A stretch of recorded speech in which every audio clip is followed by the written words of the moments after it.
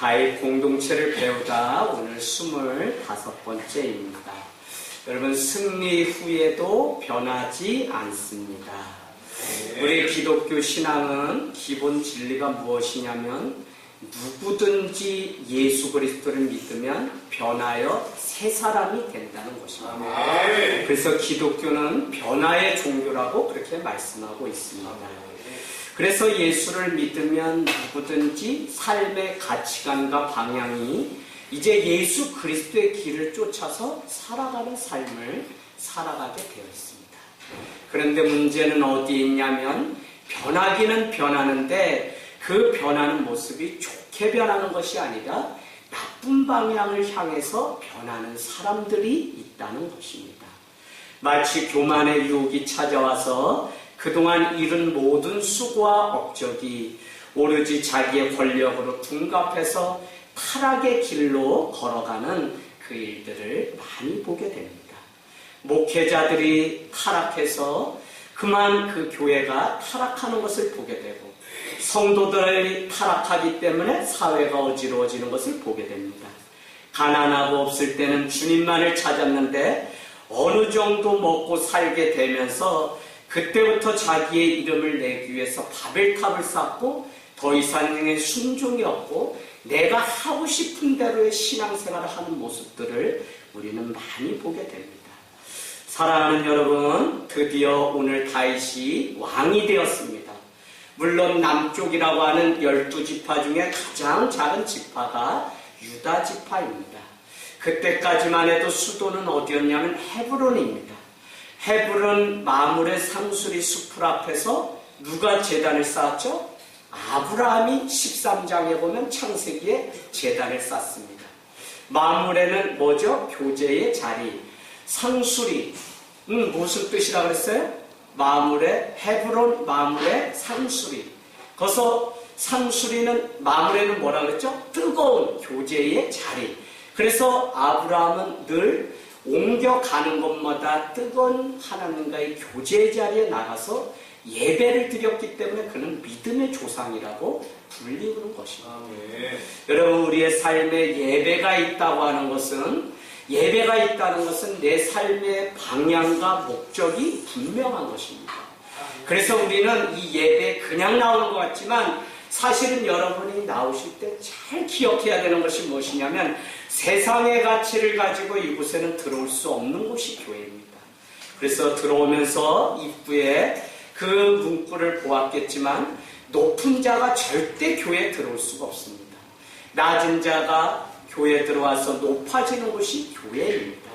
여전히 교회 타락은 어디에 있냐면 이와 반대로 높은 자가 와서 교회에서 또 군림을 하려고 하고 낮은 자는 여전히 그냥 차별과 멸시를 당하는 그런 곳이 교회가 되었다는 것에 타락된 길을 걸어가고 있습니다. 사랑하는 여러분, 무엇인가를 이루셨나요? 무엇인가를 가지셨나요? 그렇다면 여러분은 겸손의 자리에 나가셔야 됩니다. 17세쯤에 왕이 될 거라고 하는 하나님의 약속이 임했지만 그는 오늘 말씀 보세요. 4절에 보니까 나이 30세가 되어서 드디어 왕이 됐어요. 그러니까 우리는 20년 동안 다윗이 기다림의 시간을 보낸 후에 왕이 되었음을 우리는 알 수 있습니다. 여러분, 40년 동안 그는 왕의 그 제의를 하고 있었는데 헤브론이라는 곳에서는 7년 6개월, 나머지 33년은 어디냐면 이스라엘과 유다 통합 왕국의 왕으로 그가 보냈다는 것입니다. 우리가 잘 아는 것처럼 통합 왕국의 수도는 이제 헤브론이 아니라 예루살렘입니다. 그래서 여러분, 한 지파, 유다 지파의 작은 왕이었던 그가 결국은 하나님이 통합 왕국의 나중에 이제 남유다 북이스라엘로 갈라지게 되죠? 그 전까지 이 통합 왕국을 다윗이 다스리게 되는 것입니다.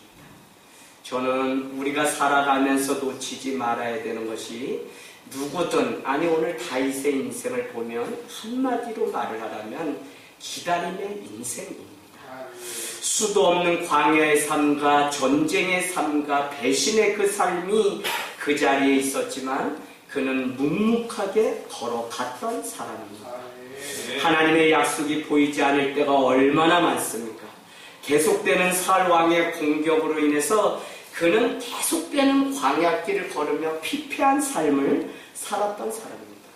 그럼에도 불구하고 그가 위대한 왕이 될 수 있었던 것은 한 번도 하나님의 손을 놓지 않았으며 한 번도 백성들의 손을 놓지 않았습니다. 특별히 중요한 것은 무엇이냐면 약하고 정말 헐벗고 가난한 나그네 된 소외된 자들의 손을 한 번도 놓지 않았던 것을 우리는 잘 알고 있습니다.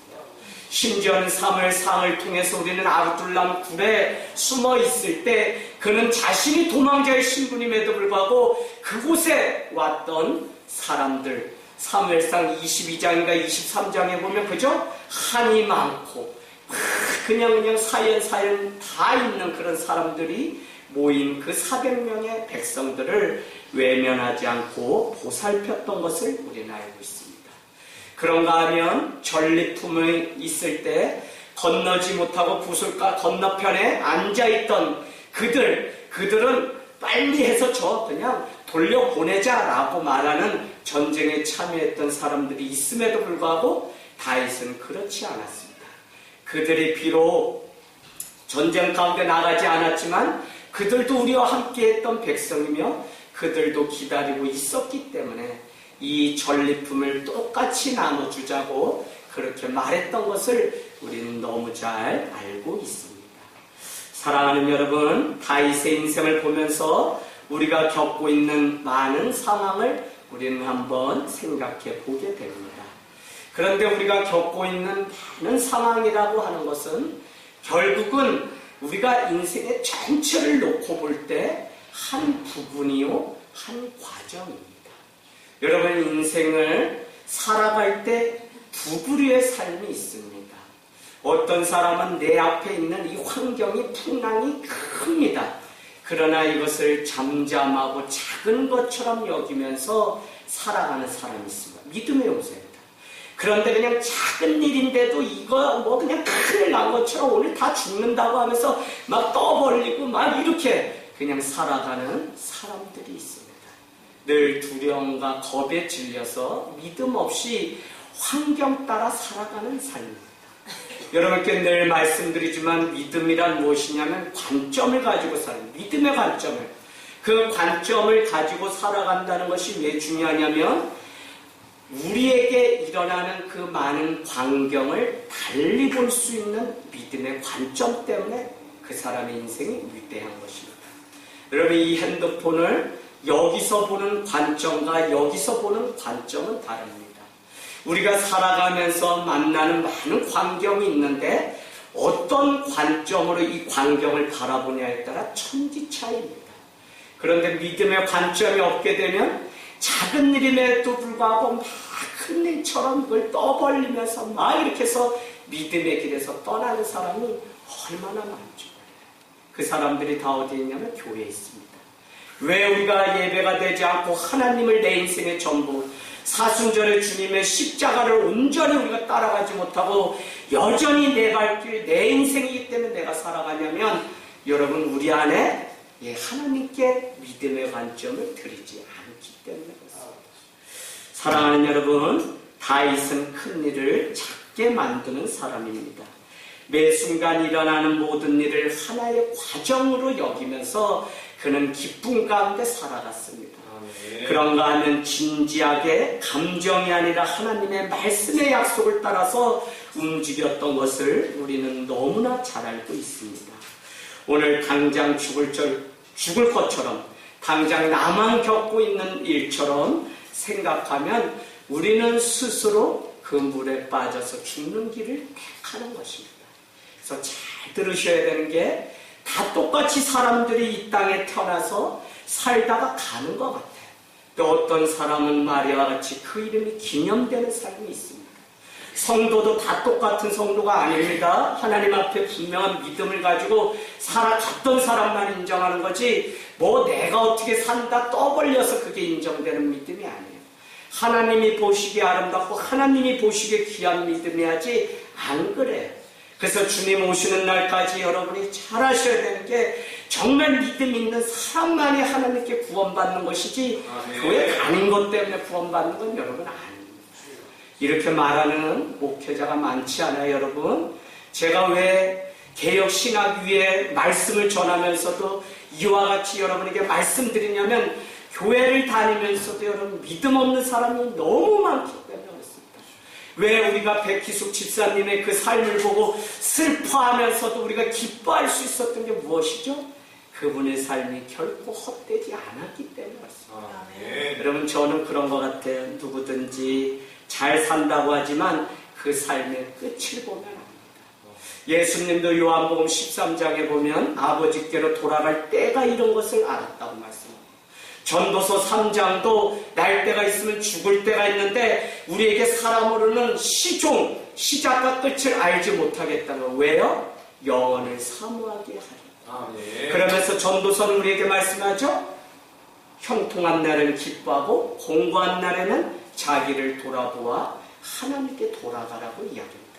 이 둘이 항상 병행이 있을진데 이것을 우리로는 측량할 수 없게 만들었던 거예요. 아니 내일 내 삶이 형통한지 아니 내 삶이 내일 공고한지 알면 우리가 척척척척 맞춰서 할 텐데 그래서 이것을 알려고 사람들은 그냥 이렇게 하다가 뭐 이런 거 있어요 이렇게 하다가 그래 땅 이러면 뭔지 아시죠? 부적 하나 써주면 내일 운수 대통하는 날 그래서 내일 가서 로또 복권 사고 그런 사람들이 있어요? 어머 교회에 그렇게 많대 교회. 그래서 여러분 이런 사람들이 있습니다. 그래서 우리가 믿음을 어떻게 가져야 되는지 그래서 그 마지막에 내 삶의 마지막에 정말 하나님께 인정받는 그것을 위해서 우리는 목적을 정해서 가는 것이지 여러분 이 땅에서 뭐 잘 먹고 잘 사는 것도 아닙니다. 오늘날 왜 현세적으로 기복적으로 교회와 성도의 믿음이 다 피폐하고 썩어버렸냐면 이 땅에서의 축복 아니요 이 땅에서 제대로 된 목회자들 잘 먹고 잘 산 사람 한 명도 없습니다. 왜 그러냐면 여러분 그 영혼을 바라보는 사람은 오늘 내게 여러분 큰 차가 온다고 해도 나는 일부러 그것을 피해서 저 광야로 간다니까. 예수님이 그 많은 사람들이 예수님의 그 놀라운 기도 쫓아와요. 소문을 따라 많은 사람이. 그러나 아무에게도 이 일을 말하지 말라고 하고 예수님은 그 자리를 피했습니다.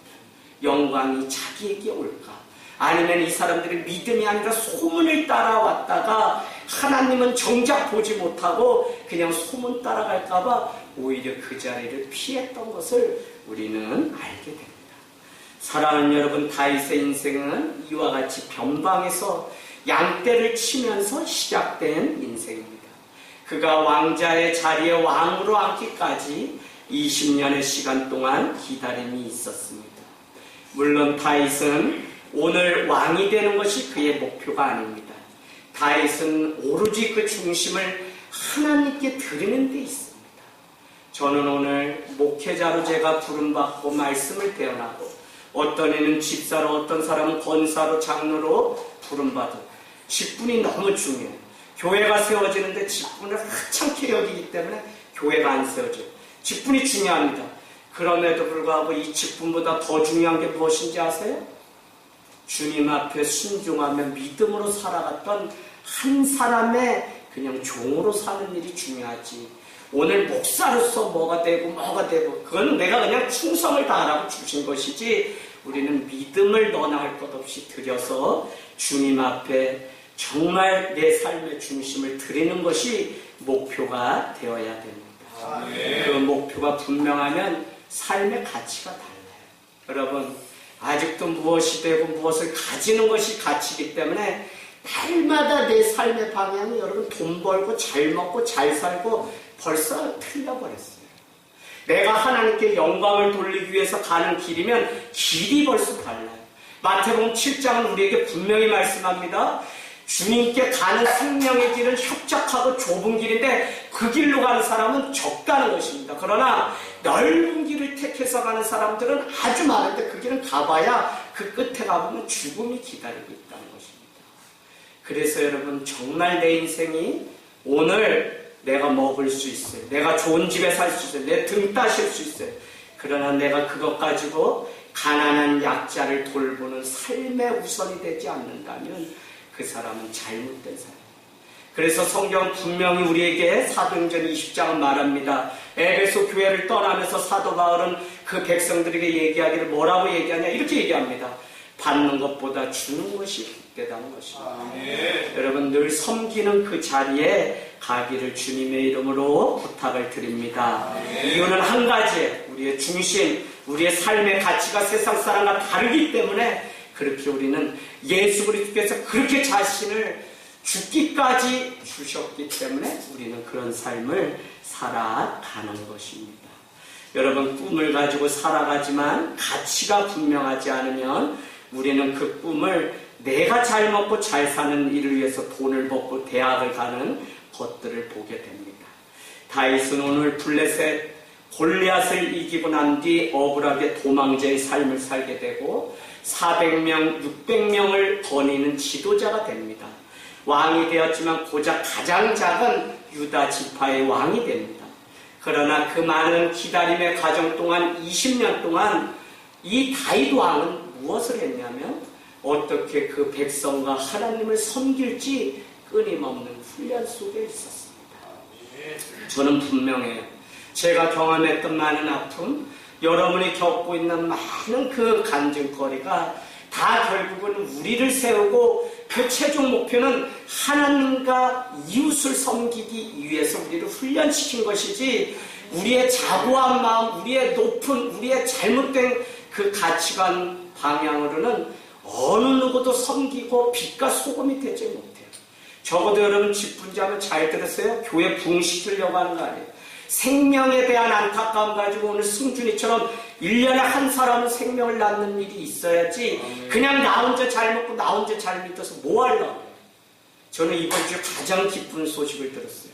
최지연 우리 남성교 집사님이 저한테 뭐 이렇게 전화를 하는데 목사님 제가 청년 시절에 1년에 7, 8명 전도를 할 정도로 뜨거운 때가 있었는데 이 불이 꺼진 지가 오래입니다. 그런데 이번 백희숙 집사님 사건을 통해서 제가 정말 전도하고 싶은 마음. 목사님 그동안 전도해라 안 해주시고 그냥 의무로 제가 신앙생활 안 하도록 기다려주셔서 감사합니다. 제 전도하고 싶습니다. 집사님 보기랑 다르네요. 그랬더니 진짜라는. 그래서 예배 후기를 써놓으셨는데 막 주일날 간증 설교 다 무엇으로 들었냐면 정말 너가 세상에 임하는 것보다 나를 사랑하느냐는 것으로 들렸다. 우리 백희숙 집사님의 그 죽음을 보면서 너는 이와 같이 나를 사랑하느냐. 우리 정혜경 집사님의 간증을 들으면서 너는 나를 사랑하느냐. 목사님의 설교를 들으면서 너는 나를 사랑하느냐. 똑같이 3번. 그래서 자기는 더 이상 피곤합니다. 나는 더 이상 할 수 없습니다. 라고 하는 이유와 변명을 댈 수 있는 모든 길을 다 끊어버리시는 하나님이었다고 그가 예배 후기를 써놨는데 제가 작가가 돼도 될 정도로 얼마나 읽으면서 감동을 받았는지 모릅니다. 여러분 다윗의 삶을 보면서 우리는 먼저는 지극히 작은 일에 충성했던 다윗임을 보게 됩니다. 자기의 처지가 늘 어려웠는데도 늘 작은 일을 간과하지 않았습니다. 늘 작은 일에 불평하지 않았기 때문에 그는 8째 아들 막내로 태어나서 저기 변방에 가서 양떼를 돌보고 아니 전쟁터에 나가 있는 그 형제들에게 아버지의 심부름을 하라고 할 때 목숨을 걸고 그것이 자기가 마지막 목숨을 걸고 지켜야 되는 약속이라고 믿었기 때문에 그는 그 작은 일을 가장 큰 일로 여겼기 때문에 그는 그와 같은 인생의 궤도가 다른 삶을 살게 사울과 천지 차이의 삶을 살았던 사람이 다윗입니다. 여러분 우리는 오늘 이 가장 큰 일, 가장 작은 일이 무엇일지 성경적으로 잘 보셔야 됩니다. 우리가 세상을 살아가면서 가장 아름답다고 하는 아름다울 밑자는 양양자 플러스 큰 대자가 합쳐져 있습니다. 양을 가장 크게 여기는 것이 아름다울 밑자입니다. 여러분 이 의미는 무엇이냐면 가장 작은 자를 크게 여기는 것이 아름다운 것입니다.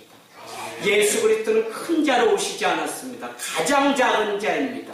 그 작은 양과 같은 그를 사랑하며 돌보는 것이 바로 우리가 따라가야 되는 사랑이며 아름다움입니다. 우리는 하나님의 타이밍을 놓치지 말고 살아가야 됩니다.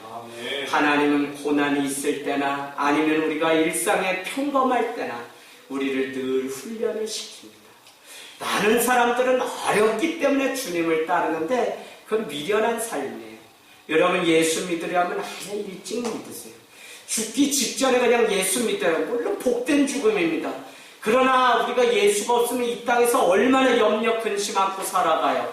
작은 일도 크게 부풀리면서 그렇게 살아가냐고요. 그래서 우리가 일찍 예수를 믿고 우리 삶을 맡기는 삶을 살아가면 이것보다 복된 삶이 어디 있습니까? 그래서 여러분 일찍 그냥 우리의 삶을 주님 앞에 드리면 좋은데 주님은 끊임없이 우리에게 작은 일을 맡겨서 훈련시키는데 모든 목사님들이 다 말씀하신 것처럼 작은 일에 충성한 사람을 큰 일도 맡겨주십니다. 여러분 달란트의 비유를 잘 하셔야 됩니다. 달란트 비유 1달란트, 2달란트, 5달란트 주인이 맡기고 돌아왔는데 다 배로 남겼는데 1달란트 남긴 사람만 그대로 땅에 묻어놓았다는 거예요. 그래서 이렇게 묻습니다. 너는 왜 그 땅을 묻어놨니? 장사하지 않았니? 라고 했더니 그가 뭐 이러고 저러고 변명합니다. 그랬더니 주인이 뭐라고 얘기하냐? 너는 나를 심지 않은 데서 거두는 어떻게 말하면 무익한 종으로 잘못 알고 있었구나 라고 하면서 그를 책망하며 있는 그 작은 달란트 하나를 이렇게 다른 자에게 줍니다. 여러분 제가 드리려고 하는 말씀은 무엇이냐? 오늘 여러분이 아내로서 남편으로서 자녀로서 아버지로서 성도로서 해야 되는 그 일이 비록 작아 보여도 그 일이 가장 큰 일이라는 것입니다. 아시겠어요? 여러분 그 일이 가장 큰 일이에요. 그 일이 되지 않고서는 어떤 일도 왜요? 1달란트를 받았다는 것은 그에게 1달란트가 가장 큰 달란트이기 때문에 그 믿음의 분량대로 1달란트만 주었는데 그는 인간적인 육신의 안목으로 저 사람은 5개 줬는데 왜 나는 이 1개밖에 주지 않냐고 그거를 잘못 생각했다니까요.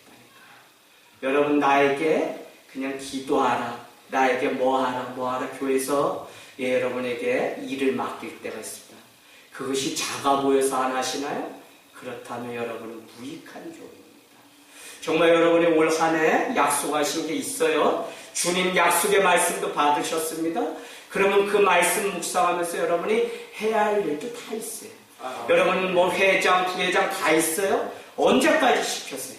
여러분이 자발적으로 일을 창조적으로 만들면서 주님 앞에 내게 주신 이 달란트, 이 직분, 교회를 세우라고 주신 직분이기 때문에 감당하면서 살아요. 여러분 잘하셔야 돼요. 오늘날 이 사실을 망각하고 살아가기 때문에 한국교회가요 부흥한다지만 다 헛된 부흥이고요. 교회 크게 많이 줬어요. 그러나 사람 안에 다 무너질 일들을 우리가 지금 하고 있습니다. 여러분의 이 성경을 정말 믿는다면 정말 주님의 그 책망을 먼저 달게 받으셨어요. 내가 어떻게 살아가는 삶이 온전한 삶인지 우리는 잘 아셔야 됩니다. 오늘 우리에게 요구하는 가장 작은 일은 가장 가까운 가족, 교회, 직장에서 만나는 사람에게 웃음이 되는 것입니다. 내가 너의 얼굴을 보니 내가 드디어 웃게 되었구나 라고 할 수 있는 그 고백이 우리에게 있기를 원합니다. 우리 아들 이삭이가 이제 고등학교를 갔는데 공부를 막 학원 갔다 와서 숙제하고 피곤해 하더라고요.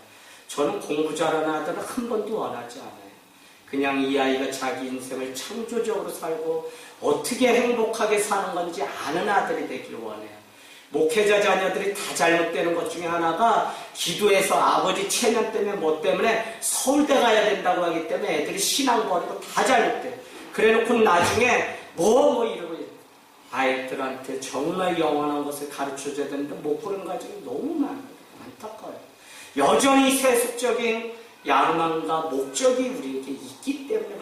그래서 제가 전도사 때 늘 안타까운 게 뭐냐면 그냥 막 보이지 않는 데서 매질을 하고 때리면서 교회에서는 사랑을 이야기하지만 그렇지 않은 것들을 많이 봐요. 그래서 저녁에 학원 갔다 와서 막 새벽 1시까지 과제하는데 너무 불쌍해. 야, 씨, 공부 그만 때려치워라. 이거 하지 마라. 왜 이렇게 사니? 니 이렇게 살라고 아빠가 하고 하는데 불쌍해 죽겠다. 그랬더니 그래도 해야 된다 그래. 제가 그냥 5학년 때까지 올백을 맞던 아들인데 100점을 안 맞으면 불안해가지고 이렇게 살면 얘 불안하겠다 해서 3년을 축구를 가르쳤어요. 그랬더니 머리가 텅텅 비어서 그냥 공부를 꼴찌해도 행복한 아들이 됐어요. 저 그게 더 행복해요. 이 아이가 공부 더 1등 놓칠까봐 막 이런 거보다 그냥. 근데 우리 아들이 저를 감동을 딱 줘요. 아들아, 너는 어떤 대학 가고 싶냐? 제가 물었어요. 무슨 과 가고 싶냐? 그랬더니 이삭이 대답이, 아빠, 나는 은혜대학교에 갈 거예요. 그래서 내가 이게 무슨 얘기니? 라고 했더니, 에이, 아빠, 나 그냥 뭐 잘 지방 가도 난 몰라요. 그냥 믿음 잃지 않고 난 잘 할 거니까 아빠가 알아서 책임져요. 그래서 제가, 그래, 알았다, 했다. 난 너가 믿음으로 하나님께 잘 되는 걸 원하지. 너가 뭐 서울대 가서 오산에서 누구 교회 목사님 아들 서울대, 아이, 그럼 더 좋고요. 좋고, 예, 나쁘다는 건 아니고, 근데 그것보다 저는 솔직히, 정말 이 아들이 자기의 인생길을 하나님의 길에서 떠나지 않고 살아가기를 원합니다. 여러분, 다윗의 삶을 알기에 헤브론에서 왕이 되었을 때 이스라엘의 모든 지파 사람들은 말합니다. 오늘 1절 보세요. 끝에 이렇게 이야기하죠. 우리는 다윗 왕 당신의 한 고육입니다. 이건 뭐예요? 한 배에서 태어난 한 지체입니다. 라고 지금 고백해요. 이게 여러분 쉬운 게 아닙니다. 평상시에 다윗 왕이 어떤 사람인지 알고 있었기 때문에 이 모든 12지파의 사람들이 올라와서 이와 같이 나는 다윗 왕 당신과 한 고륙입니다. 한 형제입니다. 라고 고백을 했다는 것입니다. 여러분, 그러면서 그들은 이렇게 이야기합니다. 저기 한번 보실까요? 2절 끝에 보니까 이렇게 이야기하죠. 예, 뭐라고 얘기하냐면 이스라엘을 거느려 출입하게 하신 분은 왕이었고 여호와께서도 왕에게 말씀하시기를 다윗 왕 당신은 내 백성 이스라엘의 목자가 되며 다윗 왕 당신은 이스라엘의 주권자가 되리라 하셨나이다 하니라. 아멘. 여러분, 이것이 무엇이냐면 오늘 12지파 백성들이 와서 다윗을 왕이라고 부르면서 왕이 돼달라고 해야 되는데 뭐라고 얘기하냐면 하나님이 말씀하시기를 당신은 우리의 목자라고 말씀하셨다는 거예요. 저는 이 말씀이 오늘 참 저한테 중요한 인사이트, 영감을 주었습니다. 다윗은 그 백성을 얼마나 사랑했는지 하나님이 목자가 되라고 했고 그 백성은 저기 왕자의 자리에서 명령을 내리고 왕으로서 군림하는 그런 자가 아니라 이 백성들의 아픔을 이해하고 함께하는 목자가 되게 하셨다는 것입니다.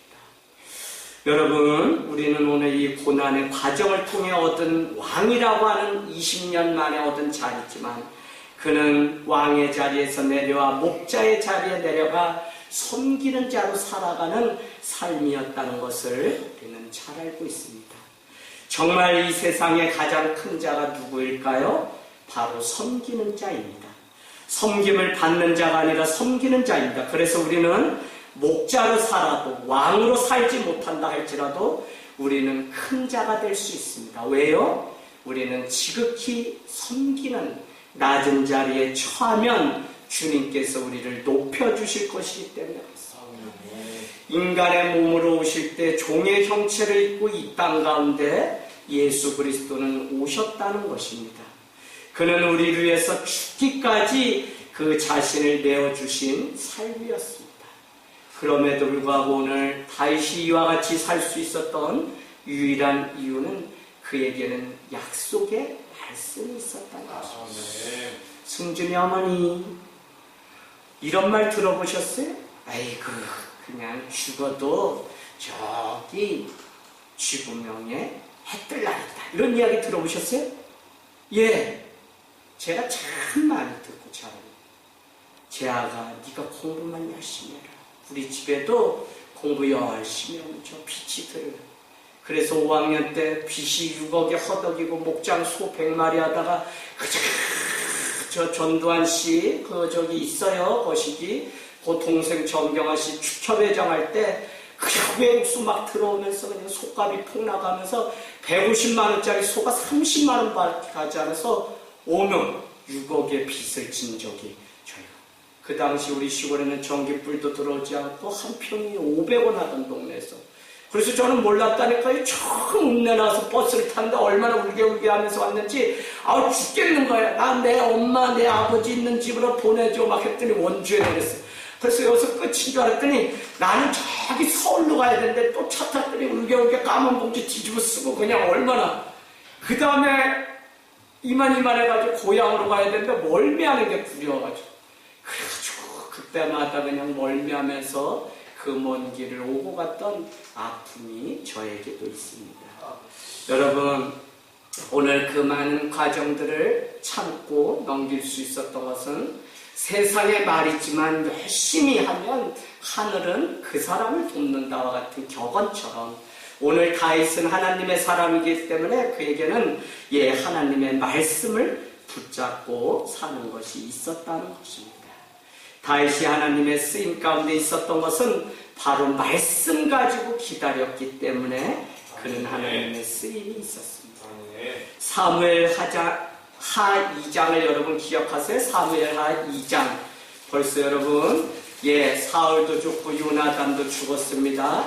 그는 단박에 유다 성읍에 올라가서 왕이 될 수 있음에도 불구하고 2장 1절에 보면 하나님께 기도합니다. 묻습니다. 기도는 묻는 건데 내가 어느 성읍으로 가야 됩니까? 라고 하니까 유다 성읍으로. 아니 그 전에 뭐라 그러죠? 내가 올라갈까요? 올라가라는 거예요. 어느 성으로 갈까요? 유다 성읍으로 헤브론으로 가라는 것입니다. 여러분 다윗은 이와 같이 늘 묻는 삶. 사울은 묻지 않고 자기 마음대로 그냥 악령이 휘둘려서 그렇게 살아갔던 것을 우리는 보게 됩니다. 오늘 말씀 5장 10절에 만군의 하나님 여호와께서 함께 계시니 다윗이 점점 강성하여 가니라 라고 하는데 점점 더 강성하여 간다라고 하는 것을 헬라어로 할로코 부가돌이라고 되어 있는데 이 의미는 뭐냐면 더 큰 걸음, 더 넓은 포용이라는 의미가 있습니다. 여러분 다윗은 그동안 더 많은 훈련들을 통해서 어떤 사람이 되었냐면 더 넓은 가슴으로 더 많은 자를 포용하는 왕이 되었다는 의미입니다. 그것이 점점 더 강하여졌다는 것입니다. 4장 1절 기억나세요? 4장이니까 3장 1절 사울의 집과 다윗의 집은 벌써 여기서 달라지죠? 사울의 집은 점점 약해지는데 3장 1절 다윗의 가정은 어떻게 가면은 점점 강하여졌다. 이 강하여졌다는 것이 무엇이면 더 많은 영혼을 포용하고 더 많은 것들을 담을 수 있는 그릇이 되었다는 거예요. 여러분 예수를 믿으면 더 많은 것들을 담을 수 있는 사람, 더 많은 것을 포용할 수 있는 사람, 내게 일어나는 많은 일을 그냥 물거품으로 만들 수 있는 사람이 돼야 돼요. 그러려면 우리는 늘 주님의 은혜 가운데 나의 감정이 아니라 하나님의 약속을 따라서 걸어가는 삶을 살아가야 합니다. 이게 되지 않으면 우리는 늘 요동하면서 출렁이면서 살아가게 되는 것입니다. 여러분 우리가 살아가면서 이루어지는 모든 일은 사실 기다림이 없이는 안 돼요.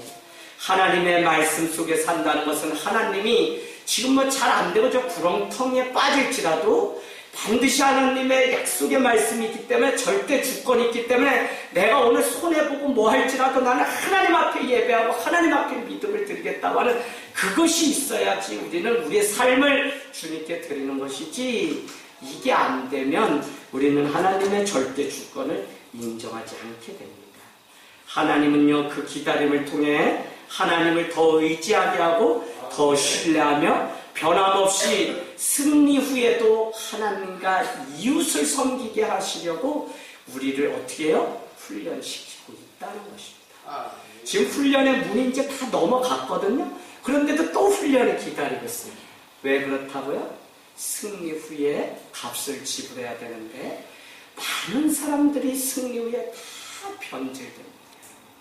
목회자로 말하면 더 좋은 차, 더 좋은 음식, 더 좋은 성도들도 사반돼서 막 목회자 가서 기도하고 막 그러면 좀 된다 싶으면 그때부터는 자기 먹고 사는 주님 나라에서는 안중에도 없어요.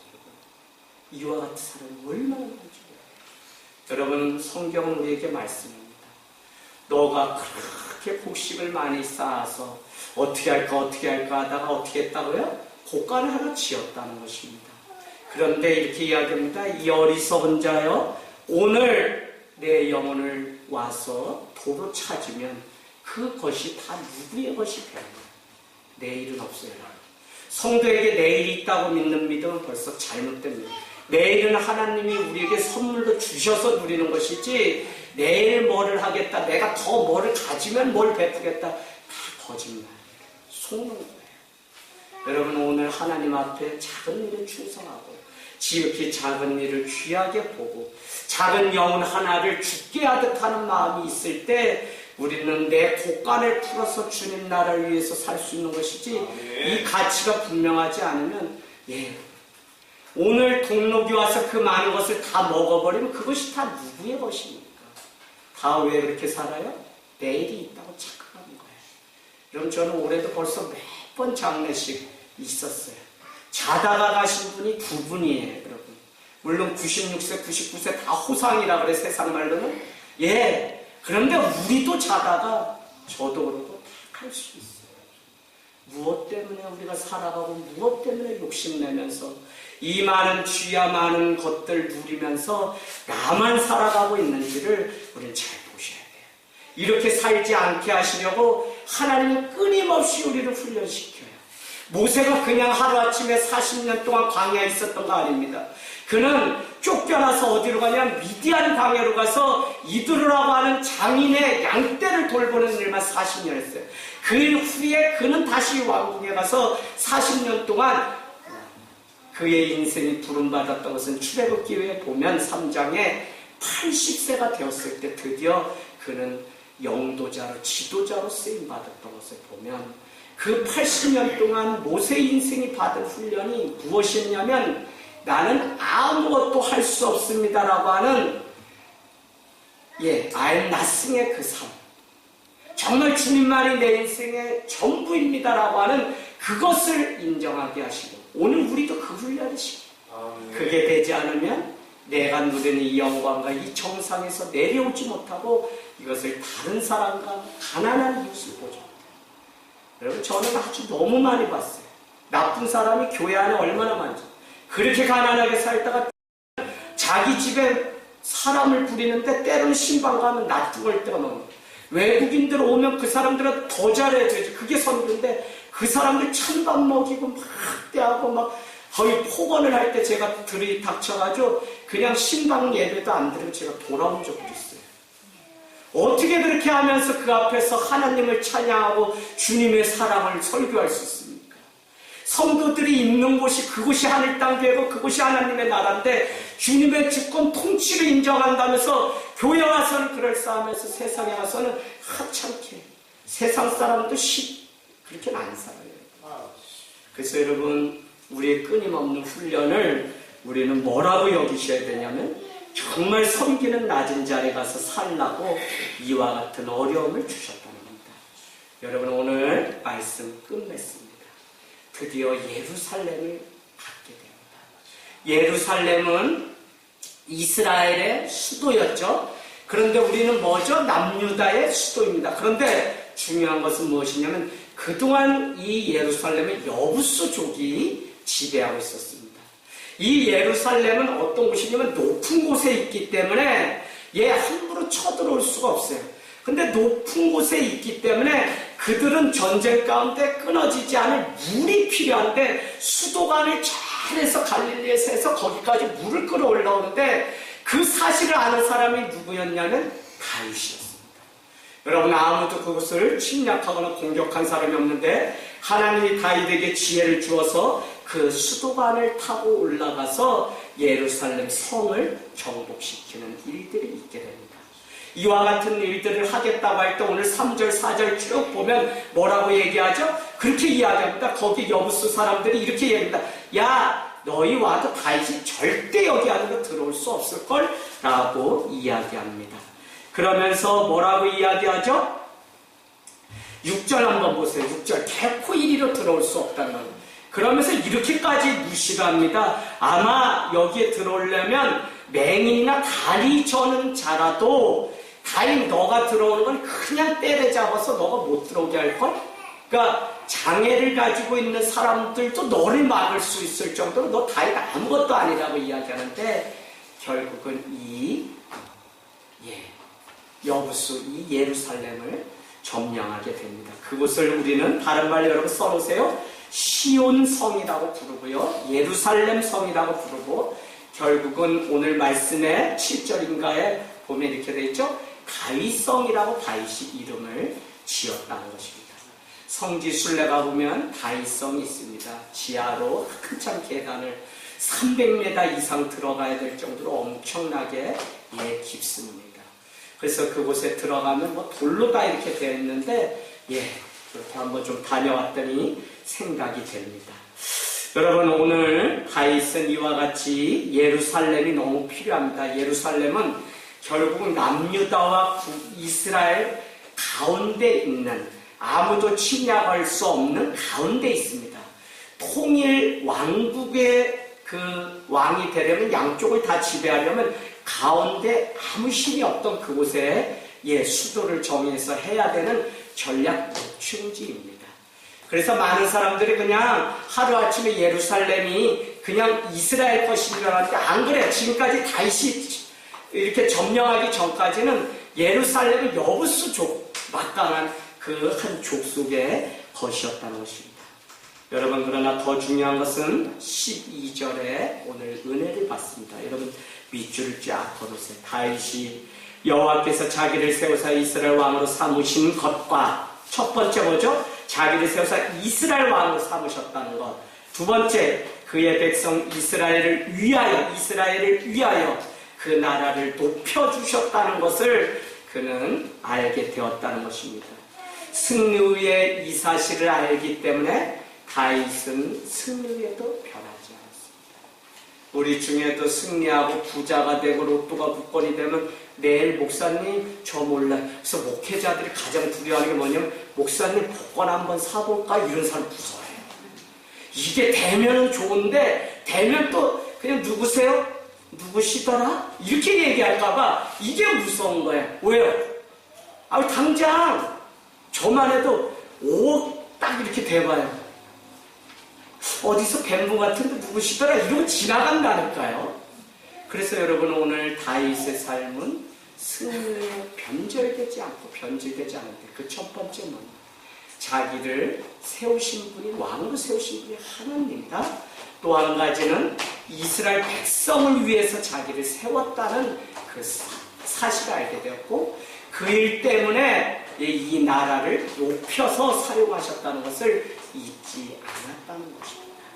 사랑하는 여러분, 우리는 내가 남에게 준 은혜에 대해서는 잊어버리는 게 시험에 들지 않습니다. 그러나 내가 도움을 받거나 내가 하나님께 입은 은혜는 잊지 말고 가슴에 기억하고 새겨야 돼요. 그런데 여러분, 이와 달리 세상은 살아가는 것들을 많이 봐요. 저도 이 작은 교회지만 작은 교회 운동하면서 수도 없는 사람들 도와달라 그러고 막 울면 200, 300 지난주도 제가 이렇게 말씀드렸어요. 시골교회 200 여러분이 헌금해 주셔서 눈 뚝 감고 제 사례비 못 받는데도 그냥 탁 보내버렸습니다. 목사님 오늘 막 우시면서 목사님 제가 형님 이거 써도 되는지 모르겠습니다. 형님 위해서 제가 참 잘 오는 목베개 하나 선물로 드리고 싶은데 그거 좀 받아주시면 안 되나? 절대 싫다고 그랬어요. 나 모른다. 내가 한 거 아니고 하나님이 하셨고 우리 교회 교인들이 같이 해서 순종해서 한 거니까 그냥 너 그거 잘 해서 빨리 병 낫고 그냥 당뇨가 심해서 이 펌프 박은 거 그 회복돼서 그 산골벽지에서 알아주지도 않는데 그것에서 목회하는데 너 그냥 그렇게 해라. 성도들 아깝다면 그거 못했을 텐데 빚도 없이 그냥 들여서 너 한 사람이 그냥 그렇게 할 수 있다면 그렇게 하고 싶어서 드린 것이 나는 아무 상관없다. 그래서 열심히 목회 잘 하라고 그렇게 오늘 마쳤습니다. 여러분, 우리가 한 게 하나도 없어요.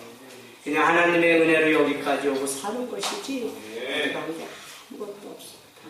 우리는 오늘 승리 후에 내가 어떤 사람이 될지를 기억하시되, 왜요? 성경은 믿는 자는 승리한다고 반드시 했기 때문에 승리를 두려워하면 안 되고 승리해야 돼요. 그런데 승리 후에 변하지 마죠. 그때도 하나님을 이렇게 앞에 올곧은 믿음 가지고 나보다 더 가난한 약자를 위해서 내 인생을 드리기 위해서 저 정상에 머물러서 산 수 없는 곳에 그곳에서 숨 헐떡거리면서 죽을 생각 말고 성공했으면 반드시 주님의 원리는 내려와야 됩니다.